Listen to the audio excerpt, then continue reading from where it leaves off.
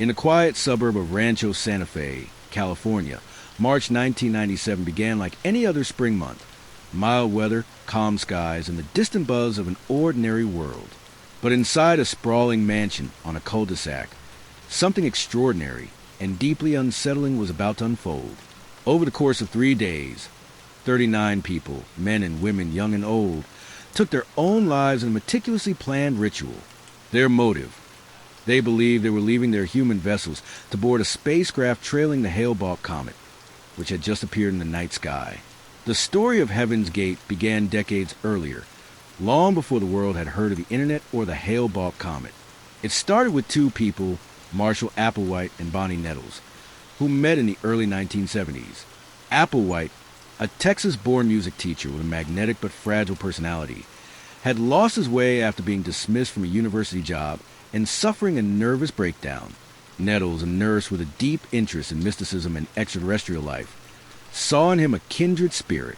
Together, they formed an unshakable belief that they were divine messengers sent to guide humanity to a higher plane of existence. They called themselves T and Do. To their followers, they were not human teachers, but representatives of the next level, beings who had transcended mortality and returned to show others the path. In the mid-1970s, T and Do traveled across the country preaching their message.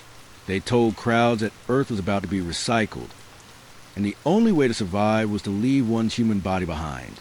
They gathered a small but devoted following, people disillusioned with society, yearning for a purpose, and drawn to promise of cosmic salvation. For years, the group lived in seclusion, cutting off all ties to family, friends, and the outside world. They wore identical clothing, shaved their heads, and gave up all individuality. They abandoned sex, money, and possessions, believing these were attachments that anchored them to the decaying earth. After Nettles' death in 1985 from cancer, Applewhite was devastated, but he interpreted her death as proof that she had graduated to the next level. From that moment, his teachings grew darker. He became convinced that the next level would soon call them home. By the 1990s, Heaven's Gate had moved into a rented mansion in Rancho Santa Fe, where they lived with quiet precision. Every meal, every task, every word was regulated. Members adopted unisex names ending in "ody," like Sawyerty, Lassetti, and Tellity, as symbols of shedding human identity. In 1996, news of the Hale-Bopp Comet spread worldwide. Astronomers marveled at its brightness and visibility, the brightest comet in 2,000 years. But to Applewhite, it was a sign. He claimed that behind the comet was a spacecraft, the one destined to take them to the next level. The group began to prepare. They sold property, updated their website, one of the first cults to use the internet for outreach, and recorded farewell videos. In those tapes, members smiled calmly, explaining that their departure was joyous, not tragic. Then, in late March 1997, they carried out the final ritual.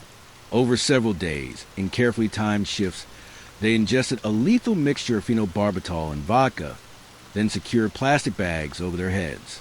They lay down on bunk beds, covered themselves with purple shrouds, and waited. Each member wore identical black shirts and sweatpants, brand new Nike Decade sneakers, and a patch reading, "Heaven's Gateway Team." When police entered the mansion after an anonymous tip, the sight was chilling. Rows of bodies lay neatly arranged, peaceful in uniform. Computers still glowed on desks. Their website was live, a digital message to anyone who found them: "We have exited our vehicles just as we entered them, willingly and with joy." The world was stunned. News cameras swarmed Rancho Santa Fe. Psychologists, journalists, and religious scholars tried to explain how 39 educated adults could calmly embrace death for a belief in aliens. Families were torn between grief and disbelief. But to the followers of Heaven's Gate, it was not a tragedy. It was fulfillment. The final step in a journey they had been preparing for over 20 years. Marshall Applewhite's body was found among them, lying in his bunk, his head covered in the same purple cloth as the others. To his followers, he had led them to the stars. To the rest of the world, he had led them to death. The legacy of Heaven's Gate endures as one of the most haunting examples of how isolation, belief, and charisma can fuse into blind devotion. In the end, the mansion in Rancho Santa Fe stood silent.